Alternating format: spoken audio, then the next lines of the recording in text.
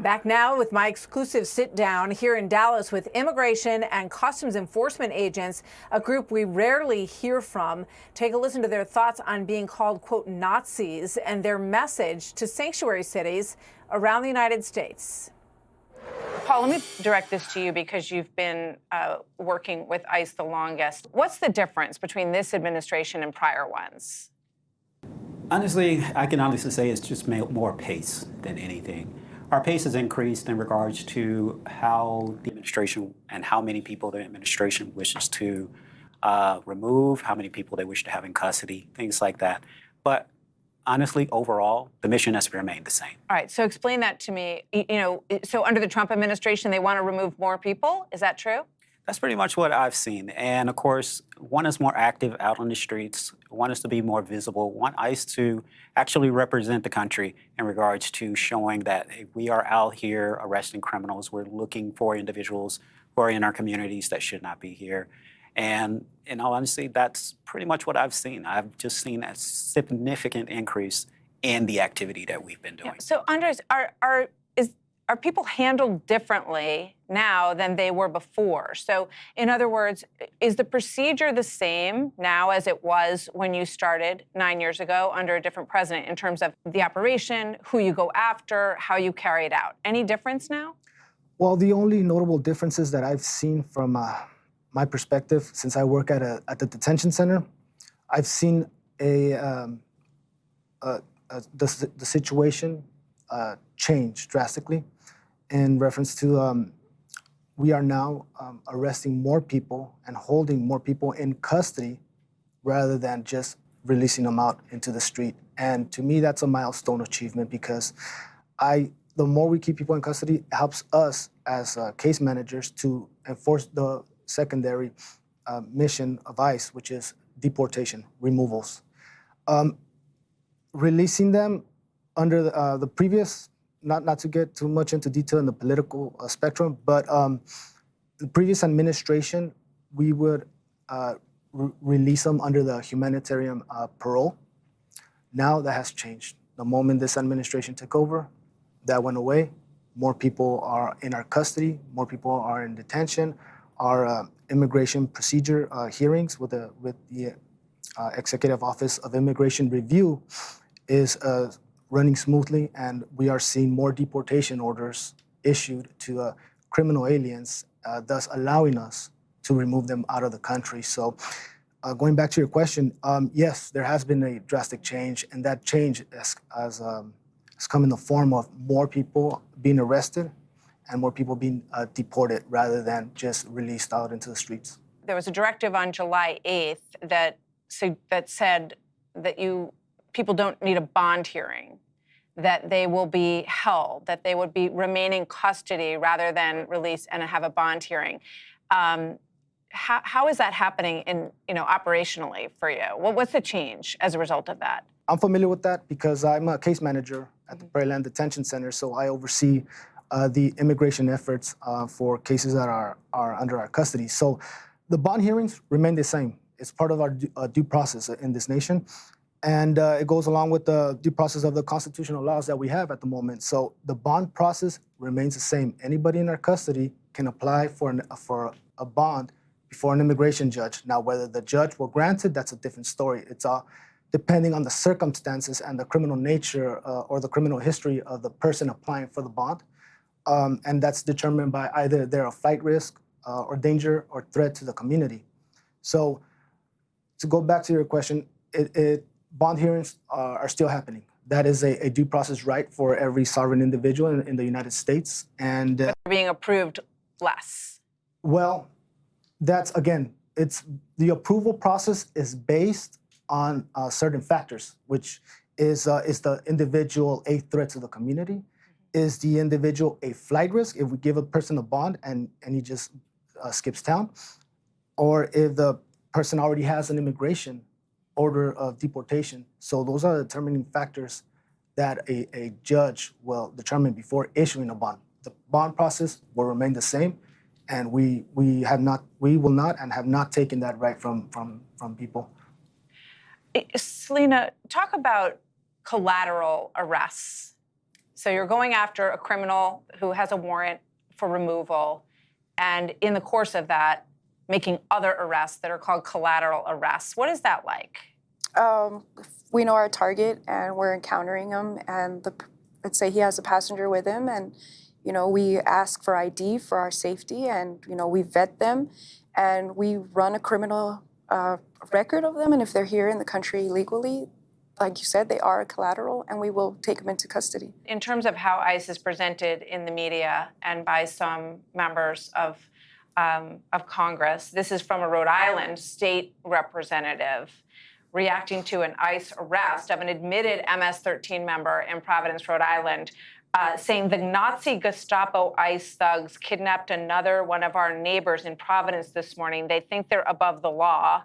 I strongly condemn this act of terror. And he's not the only one who refers to ICE as Nazi or Gestapo. Paul, what goes through your mind when you hear that?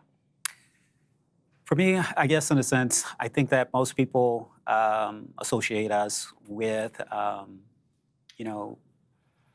we're being used as a police force for the federal government to do something sinister, right? In all honesty, we're just basically we're following the law. We're basically enforcing immigration law, administrative law, and we have every right to do that. So in all honesty, that is really what we're doing. We're not out here just randomly picking up people looking to, based on race and things like that, just to remove people and kick them out of the country. There was this moment that I watched in California at that same marijuana farm where people were being removed. And I just want to play this for you because I thought it was a shocking moment and between an ICE agent and a protester. Listen to this.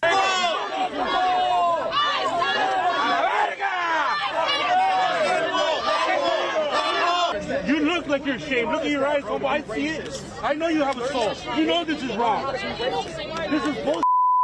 Do something better with your life, you loser! Tell me your response to that. I haven't met anybody that works for ICE that is ashamed of what they do. We're all proud law enforcement officers and the hardest working people I've ever met in my life. And I'm kind of young, but I've had several different jobs, and from I did a little bit of construction before to been a police officer before, and the hardest working people I've ever met work for this agency. Paul, there's a goal by the Trump administration potentially to remove 1 million people a year. Is that an attainable goal? And do you think that you're getting there? We've been provided a lot of tools, and we're actually in active status to try to achieve that goal. And I can't ever say that we're not going to, but if we don't, I think that the goal is to, in all honesty, try and get out as many people who should not be here as possible. We're going to do our best to locate as many criminal aliens and schedule as many removals as possible to ensure the safety of this country. Andres, what about the criticism of ICE facilities when you hear people say that, people are being held in cages, that these are barbaric detention centers? You work in that part of the system. What do you say? Well, I can attest to that firsthand. We don't have cages in the detention center. We have bunks, we have beds, warm showers, and there's tablets in each individual dorm. I don't refer to them as jails, they're dorms, they're dormitories. The detainees there, I visit them almost twice a week, perhaps, and the accommodations that are given to them are very interesting because they get tablets. They get tablets that allows them to connect with their families, with their relatives. Phone calls, there's plenty of phones there available for them to use. Like my colleague said, they get 3 meals a day. We even go as far as to try to accommodate certain diets that the detainees in our custody request. To debunk that statement about cages, I can tell you right now, we have no cages at our detention centers, nor have I ever seen a cage in one of our detention centers. Let me ask you this, Paul. President Obama, when you look at the numbers, deported more people from the country than President Trump. Why are you all getting so much backlash now that didn't exist during the Obama administration or the Biden administration, who were also, as you say, doing the same process of detention and deportation. Is that true? It's the same process. So why is the treatment different? Looking back at both administrations, I think that if we look at how individuals were deported, many individuals came into the country from what my perspective and from working on the border, working at other facilities, many individuals were arrested on the border. There were a lot more arrests on the border than there were interior. And with that said, those individuals that came to the country believing that, they were going to get some type of status, things like that. So we were able to remove more people that way.